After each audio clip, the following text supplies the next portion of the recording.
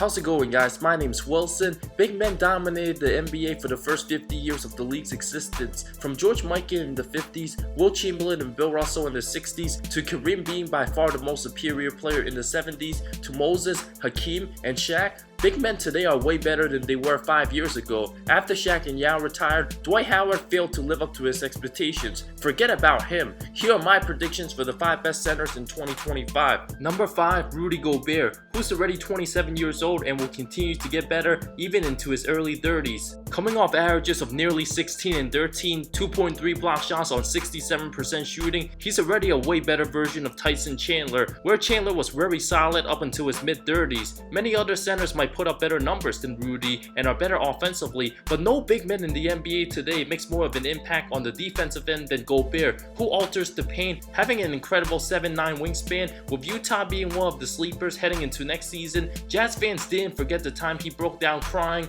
after finding out he was snubbed in the 2019 All-Star game. He's the main reason why Utah's an elite defensive team. The confident 7'1" Frenchman says he takes the Defensive Player of the Year any day over an All-Star selection, won the award in back-to-back seasons. Without him, Utah would not have been a playoff team the last 2 years. Confident enough to strongly believe his Jazz will one day win a title, his intensity, maturity, and energy he brings each and every game is infectious to his team. Just his presence alone makes the Jazz very dangerous, slowly developing offensively, improving year by year. Known for his alley-oops and finishes around the rim, he's gotten better at catching the ball, read the defense, even bust out occasional Euro steps. He's been working on that outside shot this summer. If he can develop that consistent stroke, Rudy will be even more dangerous. I predict 2025 Gobert will put up around 14 points, 12 rebounds, 3 block shots, and continue making All-NBA defensive team and on his way to winning more Defensive Player of the Year awards.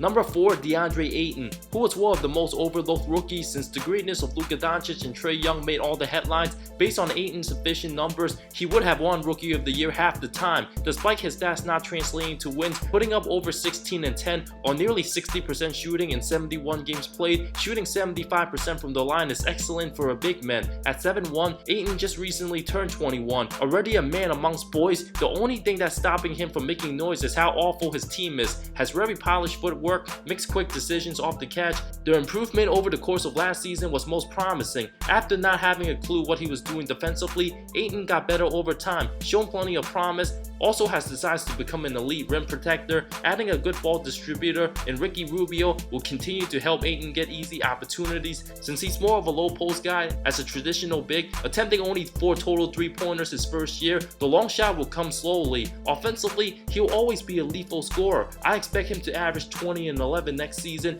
Is a physical specimen, weighing over 260, has a little bit of Patrick Ewing and David Robinson in terms of skill set offensively, but nowhere near as good defensively. Very difficult for a guy like Ayton to be the number 1 option, not being great at only one end of the floor, having very little guard skills. Being the second option sounds about right. In 2025, DeAndre will be 26 years old. I predict he'll average 25 a game, be one of the most dominant post players, and will still struggle switching onto the perimeter, guarding quicker wings, grab 13 rebounds, a double-double machine, having 2 blocks, and a top 15 player at the time, similar to what Karl-Anthony Towns is now. Speaking of Cat, the 7-footer out of Edison, New Jersey's number 3 on my list. Just 2 years ago, he was voted by most GMs as the one superstar to build a team around, but after a disappointing third season, Cat received no votes last season. Is easily one of the most talented big men in today's NBA. If he was on a better team, Towns would absolutely be mentioned in the same breath as Joker and Embiid. Came off averages of 24.4 points, 12.4 rebounds, 3.4 assists, over 1.5 blocks on 52% shooting. Being heavily dependent on carrying the offense, that's why his field goal percentage is down from his first 3 seasons. Still only 23 years old, Cat won't turn 24 till November, and is one of the least talked about superstars in the NBA. Very unique with his size, length, and versatility, with a well-improved outside jumper, knocking down 40% of his threes. His lateral mobility makes him unstoppable, developing his offensive game in ways no one could have predicted. With his 5-year $158 million max kicking in, youth is on his side. While it's likely he'll be stuck with Minnesota for at least the next couple years, with a very disappointing Andrew Wiggins. After Tom Thibodeau was fired, who did a poor job utilizing his center, under Ryan Saunders, he averaged nearly 27 a game on 54% shooting, 42% from 3, and 84% from the line. Way better numbers, expanding his offensive tricks, but still struggles on defense from time to time. Similar to Anthony Davis being in New Orleans, it will be extremely hard for Cat to compete in the tough West with limited talent. Is arguably a top 15 player in the league today, but because of his lack of playoff success, likely stuck in the Twin City, he won't be mentioned in the same category as Giannis a few years from now. Statistically, he'll put up better scoring numbers than Tim Duncan and Kevin Garnett, but we still haven't seen serious leadership quality from Cat yet. In 2025, I predict he will be at the height of his powers. At 29 years old, a top 8 player in the league, average around 27.5 points, pull down 13.5 boards, 4 assists, just under 2 blocks, contend in the playoffs, become a future MVP, as dominant as any 7-footer in terms of getting buckets, and his defense will only be subpar.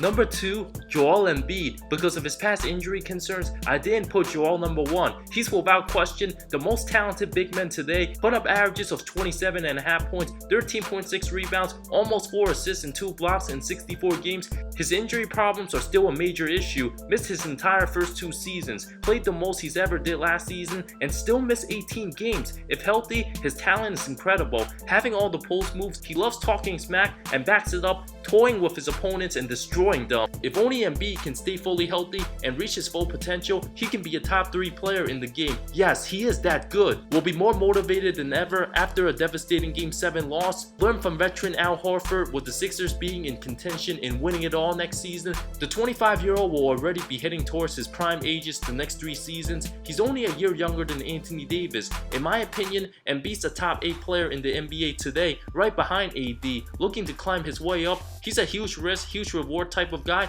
Had health concerns throughout the 2019 playoffs. The most important time to be healthy, he had knee problems. Performed well despite being a game time decision pretty much the whole series against the Nets. Had a stomach virus in the semis, needed an IV in the middle of the Raptors series. Perhaps the main reason why his poor 11-point performance on 2 of 7 shooting in Game 4 was the reason why Philly lost the series. If he was fully healthy, the Sixers might have won the title. Already having multiple surgeries, I don't see Embiid having a long career, but in the next 3 years, he'll slowly creep in the conversation as a top 5 player, perhaps win a championship before 2025. In 2025, the process will be 30 years old, turning 31 in March, at the tail end of his prime, a force to be reckoned with on both ends of the floor. He's easily the best scoring center since Shaq without question, and declined a little bit after 30. Given his big body combined with the injuries, I still believe Joel will average around 26 a game, 12 rebounds, 3.5 assists, 2 blocks, and be in playoff contention as the best player on his team.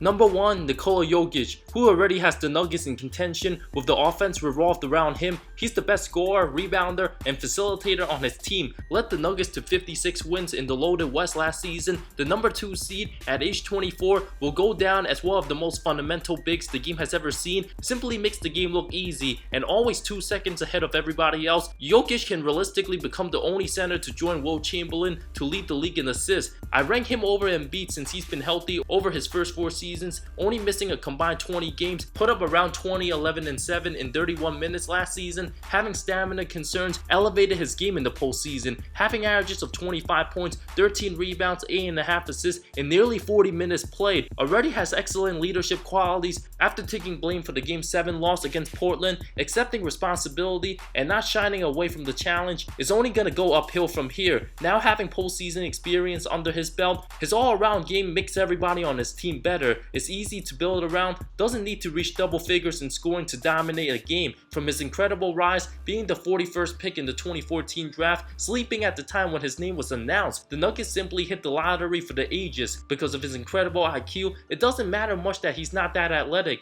Reminds me of a big man version of Steve Nash, can knock down the 3 and be a master at the pick and roll game with teammate Jamal Murray, who has all the tools to be the clear-cut second option as a future all-star. Given the situation he's in, Joker should be a heavy MVP candidate for many years to come, is arguably a top 10 player today. Flash forward to 2025. I see Joker already being an MVP winner, will be 30 years old and still in his prime if healthy. I see him put up averages of 22 points, 12 rebounds, 9 assists, continue to run the offense, show his bags of tricks with his vision, and arguably a top 5 player in the association. Honorable mentions includes James Wiseman, the #1 high school prospect on the 2019 ESPN Top 100, will be a freshman at the University of Memphis. At 7'1", the 18-year-old has great speed for his size, incredible upside. Mo Bamba will slowly get better, has Rudy Gobert potential, will be 26 in 2025. Mitchell Robinson will also be 26, a very athletic big who's great on D and runs the floor well. And Evan Mobley, who's the #1 recruit for ESPN 2020, at 7 feet, committed to USC, very fluid at 18 years old, will be more famous in the coming years. Thank you so much for watching this video. I love all of you. See you next time.